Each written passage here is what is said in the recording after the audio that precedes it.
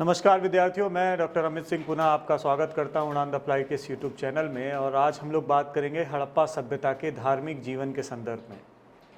और पिछले क्लास में हम लोगों ने हड़प्पा सभ्यता के आर्थिक एवं सामाजिक जीवन के बारे में बात की थी, और आज धार्मिक जीवन को देखेंगे, धार्मिक स्वरूप को देखेंगे कि कैसा हड़प्पा या सिंधु धर्म का धार्मिक स्वरूप था।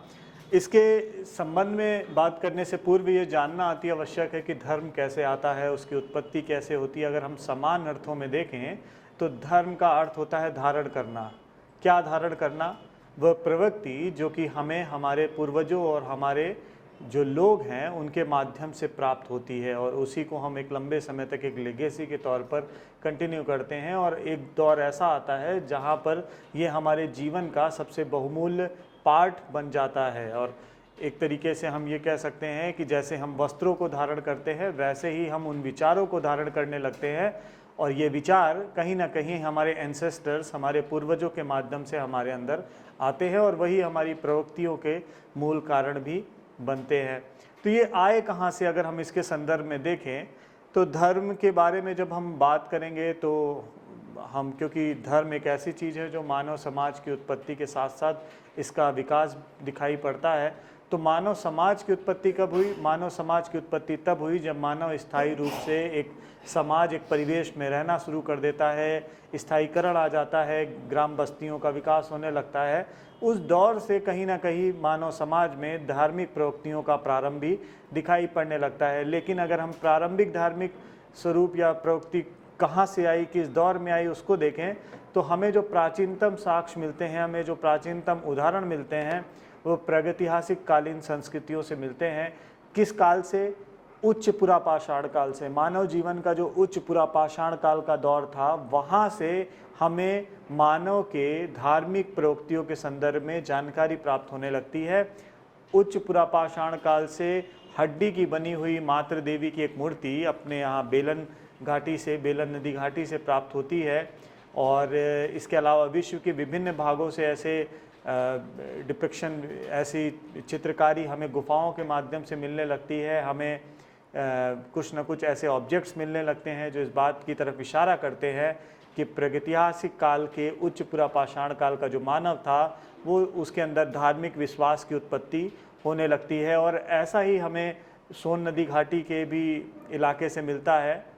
और वहाँ पे अंगारा देवी की, बागौर से अंगारा देवी की एक छोटी सी श्राइन मिली है, और उसको हम एक धार्मिक प्रतीक के तौर पर जानते हैं। उसके संदर्भ में एक कहानी भी है कि एक बार उत्खनन हो रहा था उस क्षेत्र में, बागौर में, और जब वो मूर्ति वहाँ से प्राप्त हुई तो जो लोग काम कर रहे थे वो बैगा ट्राइब के लोग थे, और वो मूर्ति मिलने के पश्चात वो लोग उस इलाके से हट गए और उन्होंने काम करने से मना कर दिया। और उनका ये कहना था कि ये उनकी देवी हैं, और उनके काम करने की वजह से वहाँ पर वो निकल आई, और बाद में उत्खनन के माध्यम से, और उनका ये था कि ये हमसे नाराज़ हो जाएंगी और हमें श्राप दे देंगी और हम लोगों की मृत्यु भी हो सकती है। तो इस वजह से उन्होंने काम वहाँ पे छोड़ दिया। लेकिन बाद में उनको समझाया गया और फिर बाद में वो वापस काम पे लौटे, और उस मूर्ति को फिर देवी के तौर पर मान लिया गया। तो इस तरीके के एथनो आर्कियोलॉजिकल स्टडीज़ भी हमें इस बात को बताती हैं कि प्रागैतिहासिक काल से, उच्च पुरापाषाण काल से ही मानव धीरे धीरे धार्मिक प्रवृत्तियों की तरफ बढ़ जाता है, धार्मिक विश्वास का डेवलपमेंट होता है। अब ये विश्वास आया कहाँ से होगा, कैसे आया होगा? अगर हम इसकी जड़ों को तलाशें तो हम ये देखते हैं कि मानव जब प्रकृति के संपर्क में था, प्रकृति के सानिध्य में जीवन जी रहा था, तो ऐसी बहुत सारी प्राकृतिक घटनाएं हैं जो उसके मन मस्तिष्क में एक प्रभाव डाल रही थी, और वो प्रभाव आगे चल के उसके अंदर एक विश्वास उत्पन्न करने में महत्वपूर्ण भूमिका निभा रहा था कि मानव प्रकृति के अधीन है, और प्रकृति के विभिन्न प्रकार के जो चमत्कारिक घटनाएं हो रही हैं, वो घटनाएं कहीं ना कहीं उसके अंदर आकर्षण उत्पन्न कर रही है, चमत्कार का बोध करा रही हैं। और यही चमत्कारिक बोध और आकर्षण आगे चल के उनके अंदर एक विश्वास पैदा कर देता है कि यह कुछ ना कुछ ऐसी शक्तियां हैं जिनसे हम लड़ नहीं सकते, हमें इनके अधीन होकर के रहना पड़ेगा। और ये जब भावना आ जाती है तब हम क्या करते हैं? हम उसके अधीन रहने लगते हैं, प्रार्थनाएं करने लगते हैं, और वो जो प्रार्थनाएं करने का दौर है वो धीरे धीरे हमारे अंदर एक प्रवृत्ति को जन्म देता है, और यही आगे चल के धार्मिक प्रवृत्तियों में परिवर्तित हो जाती है। इसीलिए अगर आप विश्व की किसी भी सभ्यता एवं संस्कृतियों का अध्ययन करेंगे तो आप देखेंगे कि उनके जो भी उपासक रहे हैं वो प्रकृति के घटक रहे हैं, वो प्रकृति के घटकों को अपनी उपासना का केंद्र मान लेते हैं और उन्हीं को पूजने का वो दौर शुरू कर देते हैं। इसीलिए हमेशा धर्म की उत्पत्ति के संदर्भ में जब भी बात होती है तो दो तरीके के हमें विश्वास या मत दिखाई पड़ते हैं। एक है भय के कारण और दूसरा है उपयोगिता के कारण। भय का क्या मतलब है? भय का यहाँ पे मतलब है कि जब हम प्रकृति के सानिध्य में रह रहे हैं, प्राकृतिक घटनाओं को देख रहे हैं, तो ऐसी बहुत सारी चमत्कारिक प्राकृतिक घटनाएं हैं जिसको देखने के बाद हमारे मन में एक भय की उत्पत्ति होती है। और जब वह घटनाएं समाप्त हो जाती हैं, क्योंकि आप अगर प्रकृति की घटनाओं का अध्ययन करें तो आप देखेंगे कि प्रकृति की घटनाएं क्षण मात्र की या एक समय अवधि को लेकर के होती है, लेकिन उस समय अवधि के बाद उसमें परिवर्तन होता है। उदाहरण के तौर पर अगर आप वर्षा को देखें तो वर्षा हमेशा नहीं चलने वाली। आप बिजली के कड़कने को देखें तो बिजली का कड़कना हमेशा नहीं होने वाला, उसका एक सर्टेन टाइम पीरियड है जिसके बाद वो हट जाती है। जैसे बिजली कड़की तो बिजली कड़कने का जो पीरियड है वो ज़्यादा से ज़्यादा 2 मिनट, 3 मिनट, 4 मिनट, 5 मिनट का होता है, उसके बाद वो समाप्त हो जाती है। वहीं वर्षा का भी अगर आप देखें तो वर्षा भी एक लंबी अवधि तक लगातार नहीं हो पाती। तो जब वो सर्टेन पीरियड तक होना है और अचानक वो हट भी जाना है बाद में, तो क्या होता है कि हमारे अंदर एक भावना उत्पन्न होती है। अगर हम उस दौरान प्रार्थना कर रहे होते हैं और अचानक से वो चीज़ ख़त्म हो जाती है तो वो एक हमारे अंदर भावना उत्पन्न करती है कि शायद हमारी इसी प्रार्थना की वजह से ऐसा हो गया। तो हम उसके प्रति जो भय उत्पन्न करते हैं और फिर भय में जो प्रार्थना का दौर शुरू हो जाता है वही धार्मिक प्रवृत्ति को जन्म देता है। तो भय एक बहुत बड़ा कारण माना जाता है धार्मिक उत्पत्ति के पीछे। इसके बाद उपयोगिता भी एक बहुत बड़ा प्रमुख कारण है। जब हम प्रकृति के सानिध्य में रह रहे थे तो बहुत सारे ऐसे प्राकृतिक घटक हैं जिनका हमारे जीवन में बहुत ज़्यादा उपयोगिता थी। जैसे कि जल की उपयोगिता बहुत ज़्यादा है, वायु की उपयोगिता है, प्राकृतिक घटकों में अगर आप देखें तो वृक्षों की बहुत उपयोगिता है, पशुओं की बहुत उपयोगिता है। और ये जो उपयोगितावादी सिद्धांत है वो ज़्यादा प्रामाणिक दिखाई पड़ता है भय की अपेक्षा, क्योंकि भय एक सर्टेन टाइम के लिए होता है, उसके बाद आपके मन में वो सारी चीज़ें नहीं रहती। लेकिन उपयोगिता एक बहुत दीर्घकालिक प्रक्रिया है और जब हम किसी को अपने जीवन में उपयोगी मान लेते हैं तो उसके प्रति एक श्रद्धा भावना, उसके प्रति एक निष्ठा हमारी जुड़ जाती है और वही आगे चल के धार्मिक प्रवृत्तियों को जन्म देने में महत्वपूर्ण होती है। एक उदाहरण के तौर पे माता पिता भी हमारे जीवन में बहुत उपयोगी होते हैं और बाद में माता पिता को हम ईश्वर के तौर पे देखना शुरू कर देते हैं। लेकिन ऐसे जगह पे जहाँ पे ईश्वर के तौर पे उन्हें नहीं देखा जाता, बहुत सारे भौतिकवादी लोग हैं जो इनका ये मानना है कि जेनेटिकली वो हमारे उपज करता है, जेनेटिकली वो हमें पैदा करते हैं, लेकिन उसमें अध्यात्म को वो जोड़ नहीं पाते, जैसे कि खासकर वेस्टर्न वर्ल्ड में। लेकिन हमारे यहाँ माता पिता को ईश्वर की संज्ञा दी गई है, उसका एक बहुत प्रमुख कारण है क्योंकि किसी भी बालक या बालिका के जीवन में उसके माता पिता की बहुत बड़ी भूमिका रहती है, उपयोगिता रहती है। तो इस तरीके से प्रकृति के भी विभिन्न घटकों की उपयोगिता मानव जीवन में रहती है और इसी वजह से बाद में उन सारे घटकों को पूजा और धार्मिक विश्वास से जोड़ करके देखा जाने लगता है। और विश्व के किसी भी सभ्यता एवं संस्कृति में, प्रारंभिक सभ्यता एवं संस्कृति में आप देखेंगे तो प्राकृतिक घटकों की पूजा का प्रचलन प्रमुख रूप से दिखाई पड़ता है। तो इस तरीके से धार्मिक विश्वास डेवलप होता है।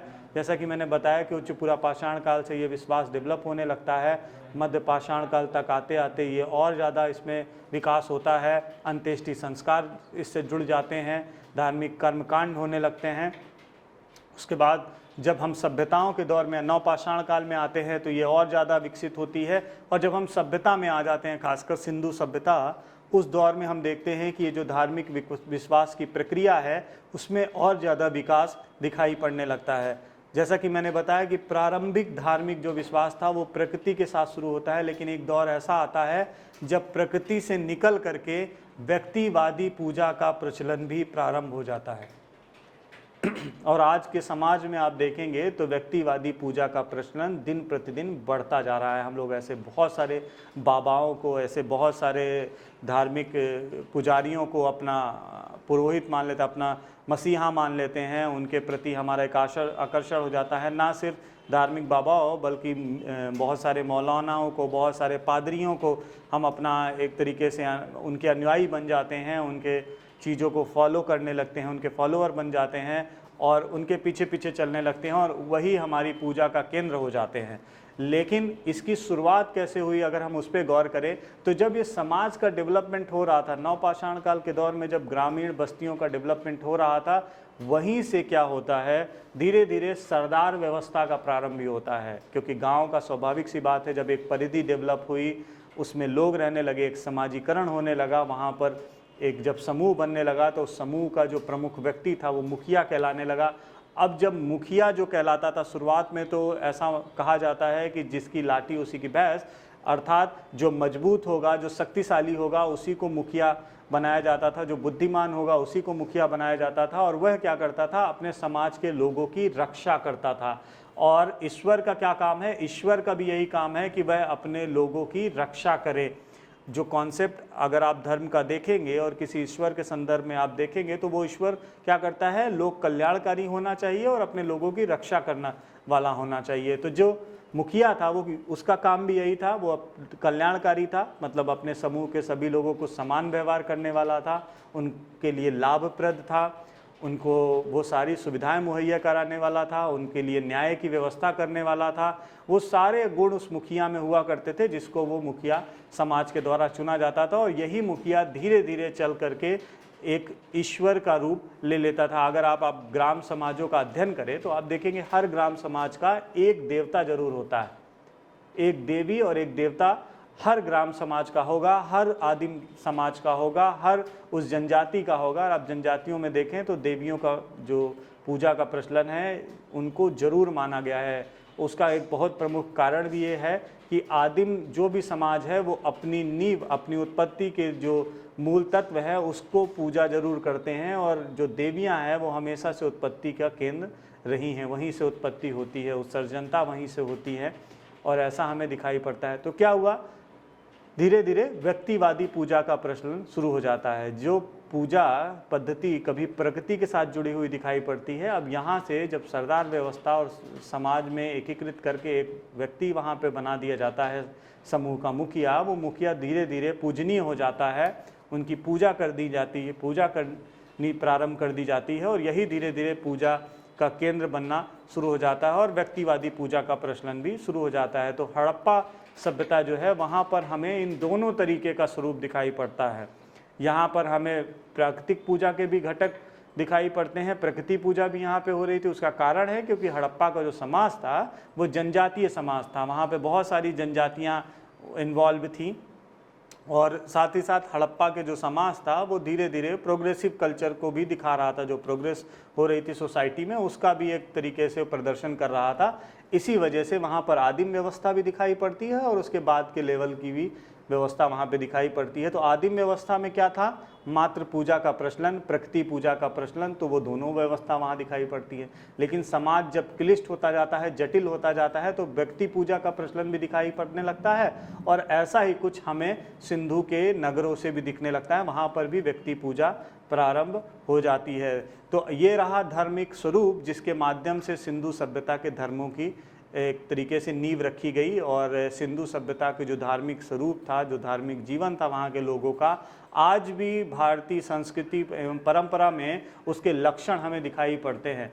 उदाहरण के तौर पर जो भी प्रकृति पूजा का प्रचलन सिंधु सभ्यता या हड़प्पा सभ्यता के दौर में था वो अभी भी हमारी संस्कृतियों में दिखाई पड़ता है। जैसे कि पीपल के वृक्ष की पूजा, वृषभ की पूजा, सिंह की पूजा, नाग की पूजा, साथ ही साथ जल की पूजा, वायु की पूजा, लिंगयोनी की पूजा और मातृ देवी की पूजा, उर्वरता की देवी की पूजा, साथ ही साथ एक विशेष प्रकार के मतलब एक व्यक्ति की पूजा, सरदार की पूजा जिसको कि पशुपति से डिपिक्ट किया गया, वो भी आज भी हमारे समाज में शिव जी से उसको जोड़ करके देखा जाता है। तो वो बहुत सारी चीज़ें जो कि उस दौर में थी सिंधु सभ्यता के, वो आज भी भारतीय सनातन संस्कृति में भी दिखाई पड़ती हैं। तो कहीं ना कहीं हम ये मानते हैं कि उस दौर की चीज़ें परंपराओं के माध्यम से हमारे लोगों में अभी भी वो एग्जिस्ट करती हैं। तो अब हम ध्यान देंगे कि हड़प्पा सभ्यता के धार्मिक स्वरूप क्या था, जीवन कैसा था, क्योंकि अभी तक तो ये एक इंट्रोडक्शन था, कैसे बैकग्राउंड था, कैसे धार्मिक स्वरूप तैयार हुआ। तो जब हम धर्म के बारे में बात करना शुरू करते हैं हड़प्पा के, तो हड़प्पाई धर्म, जैसा कि मैंने बताया कि प्रकृति और व्यक्ति पूजा का सम्मिलित रूप है, दोनों चीज़ें वहाँ पर मिलती हैं। अब प्रश्न उठता है कि मिलती कैसे हैं, क्या हमें साक्ष्य मिलते हैं? तो साक्ष्यों के तौर पे जैसा कि हम जानते हैं कि हड़प्पा सभ्यता एक आदि ऐतिहासिक कालीन सभ्यता है, जहाँ पर लिपि तो है लेकिन उस लिपि को पढ़ा नहीं जा सका। इसीलिए हमारी पूरी जो अध्ययन का केंद्र है, हमारी जो पूरी अध्ययन सामग्री है, वो पुरातात्विक स्रोतों के आधार पर ही प्राप्त होती है। तो पुरातात्विक स्रोतों में हमें मिलेगा क्या? अगर हम धर्म के संदर्भ में ढूंढने जाएंगे तो हमें मिलेगा कुछ न कुछ संरचना, क्योंकि धर्म से जुड़े हुए कुछ न कुछ भौतिक संरचना हमेशा से धार्मिक स्वरूप को बताने में महत्वपूर्ण भूमिका निभाती है। जैसे उदाहरण के तौर पे अगर हम मेसोपोटामिया और मिस्र की सभ्यताओं को देखें, तो जहाँ मिस्र की सभ्यता में बड़े बड़े पिरामिड और मंदिरों का निर्माण किया गया है, मेसोपोटामिया में भी जुगरुत का निर्माण किया गया है, लेकिन सिंधु सभ्यता में ऐसे किसी भी मंदिर के साक्ष्य हमें नहीं मिलते हैं जैसा कि मिस्र और मेसोपोटामियन सभ्यता में मिलते हैं। यहाँ कोई मंदिर के साक्ष्य नहीं मिले। हाँ, कुछ स्थानों से यज्ञ वेदी के साक्ष्य भले मिले हैं, जैसे कि लोथल से, कालीबंगा से हमें यज्ञ वेदी मिली है, जो इस बात को बताती है कि यहाँ पर अग्निकुंड बना करके उसमें यज्ञ वगैरह किया जाता था, और कहीं कहीं पे कुछ लोगों का कहना है कि बलि वगैरह भी की जाती थी। इसके अलावा कोई भी स्ट्रक्चरल साक्ष्य, मतलब संरचनात्मक साक्ष्य, हमें सिंधु सभ्यता के धर्म के संदर्भ में प्राप्त नहीं होता है। तो कौन से साक्ष्य प्राप्त होते हैं? हमें प्राप्त होती हैं मूर्तियाँ। हमें बहुत सारी मूर्तियाँ, मोहरे वगैरह प्राप्त होती हैं, जो उनके धर्म के संदर्भ में हमारी जानकारी को बढ़ाती हैं और हमारी जानकारी की पुष्टि करने में सहायक भूमिका निभाती हैं। तो ऐसी कौन कौन सी मोहरें और मूर्तियां हैं जो इस बात के लक्षण प्रदर्शित करती है? जैसे उदाहरण के तौर पर यहाँ पे बहुत सारी मृण मूर्तियां मिली हैं। किनकी मृण मूर्तियां मिली हैं? महिलाओं से संबंधित, मतलब स्त्रियों की, नारी की बहुत सारी मृण मूर्तियां मिली हैं, और जो इस बात को बताती हैं कि ये जो समाज था वो मात्र सत्तात्मक समाज था। और मात्र सत्तात्मक समाज के संदर्भ में एक और अभी हम लोग पूर्व में बात की कि जो भी आदिम समाज है, जनजातीय समाज है, वो हमेशा से आप देखेंगे कि वो मात्र सत्तात्मक रहा है। माताओं की पूजा वहाँ पर अधिक मात्रा में की जाती है, क्योंकि वो उसको अपनी उत्सर्जनता और उर्वरता से जोड़कर देखते हैं। तो वैसा ही कुछ सिंधु के संबंध में भी दिखाई पड़ता है। इतनी सारी नारियों की मृण मूर्तियाँ और साथ ही साथ धातु की मूर्तियाँ और पाषाण की मूर्तियाँ वहाँ से प्राप्त हुई हैं, जो इस बात को बताती हैं कि वहाँ पर मातृ देवी की जो उपासना है वो प्रमुख रूप से की जाती है। तो मातृ देवी की उपासना सिंधु सभ्यता के लोगों के लिए बहुत ही महत्वपूर्ण और बहुत ज़्यादा रेलेवेंस दिखाई पड़ती है, क्योंकि आदिम समाज वो भी था। इसके अलावा इसके बारे में लोगों का कहना क्या है? क्योंकि मूर्तियाँ वो साक्ष्य प्रदर्शित कर रही हैं, अब लोगों का क्या कहना है? तो सर जॉन मार्शल कहते हैं कि जो मातृ देवी है वो इनके संप्रदाय से जुड़ी हुई दिखाई पड़ती हैं। सैंधव संस्कृतियाँ, जो सैंधव के आसपास की बहुत सारी ग्रामीण संस्कृतियाँ हैं, क्योंकि वो ग्रामीण जीवन में रह रही थी, आदिम व्यवस्था में रह रही थी, तो उन सभी जगह पर महिलाओं, मतलब मातृ देवी की पूजा हो रही थी। और जब वो सम्मिलित रूप से सिंधु सभ्यता का पार्ट बनती हैं, तो वो सारी देवियों को सिंधु नगर में भी पूजा जाना शुरू कर दिया जाता है। और इसी वजह से वहाँ पर बहुत सारी मातृ देवियाँ, अलग अलग वैरायटी वाली मातृ देवियों की पूजा शुरू होती है। इसके संदर्भ में एक और कहानी है। अगर हम सनातन धर्म को देखें तो सनातन धर्म में देवी पूजा का प्रचलन कब से प्रारंभ होता है? तो उसके जो साक्ष्य हमें मिलते हैं वो ज़्यादातर गुप्ता पीरियड से जुड़े हुए मिलते हैं। जो गुप्त पीरियड था 319 ईस्वी में, जो कि भारत में प्रारंभ होता है, उस दौर में आप देखते हैं जब साम्राज्य विस्तार हो रहा होता है समुद्रगुप्त के माध्यम से, तो बहुत सारी आठविक जनजातियां जो कि जंगल के क्षेत्रों में रह रही थी, उनको भी गुप्त साम्राज्य में शामिल कर लिया जाता है। अब शामिल किया जाता है तो शामिल करने के साथ साथ उनको आइडेंटिटी देना भी बहुत ज़रूरी है, उनके साथ अपना संबंध स्थापित करना भी ज़रूरी है, क्योंकि साम्राज्य में उनको लंबे समय तक बने रहना है। तो वो क्या करते हैं, उनके देवी देवताओं को मान्यता प्रदान कर देते हैं। तो जब इतनी सारी जनजातियां गुप्त साम्राज्य में आती हैं, तो सारी जनजातियों की एक अपनी विशिष्ट देवी होती है, अपने पूर्वज देवता होते हैं। उनको जब ये एक्सेप्टेंस मिलता है तो ये सारी देवियां आकर के सनातन धर्म में शामिल हो जाती हैं और बहुत सारे देवियों के पूजा का प्रचलन शुरू हो जाता है। उसके पहले अगर आप देखें तो हमें बहुत कम साक्ष्य मिलते हैं देवियों की पूजा के। कुछ साक्ष्य हमें इसके पूर्व वैदिक पीरियड में मिलते हैं, लेकिन वो भी बहुत ज़्यादा रेलेवेंट नहीं हैं। तो इसीलिए जॉन मार्शल का ये मानना था कि जब ये ग्रामीण संस्कृतियाँ सिंधु में सम्मिलित होती हैं तो वो अपने साथ देवियों की पूजा का प्रचलन, बहुत सारी मृग मूर्तियाँ लाती हैं सिंधु के नगरों में, और वही देवियाँ बाद में पूजी जाने लगती है और वही हमें साक्ष्यों के तौर पर प्राप्त भी होती है। इसके अलावा हड़प्पा, मोहनजोदाड़ो, चुहंदड़ो से बहुत सारे मिट्टी की नारियों की मूर्तियाँ मिली हैं और इसमें विभिन्न प्रकार के अंकन भी दिखाई पड़ते हैं, जैसे कि जिनके सिर पर पंख फैले हुए दिखाई पड़ते हैं, साथ साथ हार, चूड़ियाँ, लड़ियाँ और मेखला, कर्णफूल आदि पहने हुए भी दिखती हैं ये। और इसके संदर्भ में मैके का विचार है, अर्नेस्ट मैके पुरातत्वविद थे, उनका ये विचार है कि तेल बत्ती डालकर जो है एक दीपक है, उस दीपक में भी एक जो है महिला का अंकन, डिपिक्शन दिखता है। साथ ही साथ मोहनजोदाड़ो से एक स्त्री की मूर्ति मिली है और उसे भी देवी कहा गया है। इसके अलावा अर्नेस्ट मैके का ये मानना था कि बहुत सारी ऐसी मूर्तियाँ मिली हैं जिन पर धुएं के चिन्ह हैं, तो इसका अर्थ ये होता है कि उन पर अगरबत्ती या दीपक वगैरह भी लगाए जाते थे, तो उसकी वजह से उसमें धुआं आ जाता है। इसके अलावा एक वेंकटेश महोदय हैं, उनका ये मानना था कि ये जो देवियां हैं बेसिकली दक्षिण भारत की बहुत सारी देवियों से सिंधु सभ्यता की देवियों का एक पहचान होती है। और मार्शल जो है वो कुछ देवियों की जो मूर्तियां हैं उनको वो अर्थ देवी के तौर पर भी देखते हैं, ऐसी देवी जो कि पृथ्वी को रिप्रेजेंट करती हैं, तो ऐसी देवी के तौर पर भी देखा गया है। तो बहुत सारी देवियों का प्रचलन वहाँ पर मिलता है। इसके अलावा व्हीलर भी ऐसा मानते थे कि देवियों की जो पूजा का प्रचलन है वो सिंधु सभ्यता में एक बहुत महत्वपूर्ण रोल निभाता है और मातृ देवी की पूजा सिंधु सभ्यता के लिए एक बहुत महत्वपूर्ण उपासना के प्रमुख केंद्र के तौर पर उसको रखा गया है।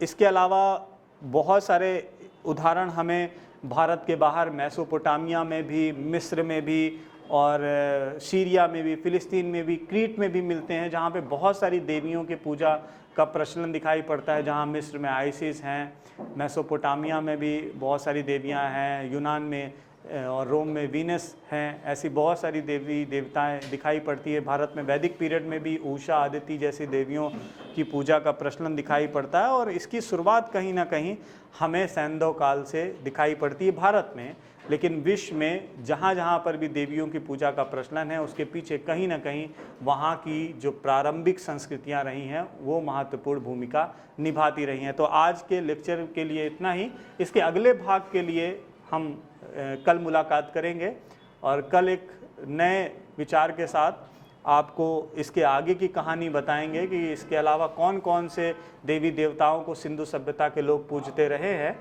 तो आज के लिए बस इतना ही और उड़ान द फ्लाई के चैनल को आप लोग सब्सक्राइब करें। और एक सूचना है, बहुत सारे विद्यार्थी जो कि क्योंकि ये चैनल हमारा जो है वो विभिन्न प्रकार की प्रतियोगी परीक्षाओं को भी करा रहा है, तो टीजीटी पीजीटी के लिए भी हमारे यहाँ तैयारी शुरू हो गई है।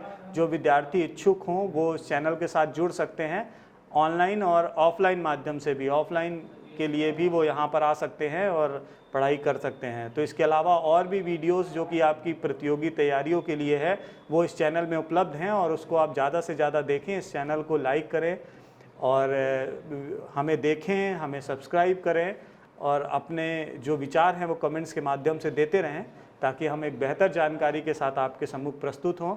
तो आज के लिए इतना ही और बहुत जल्दी मिलते हैं एक नए वीडियो में। धन्यवाद।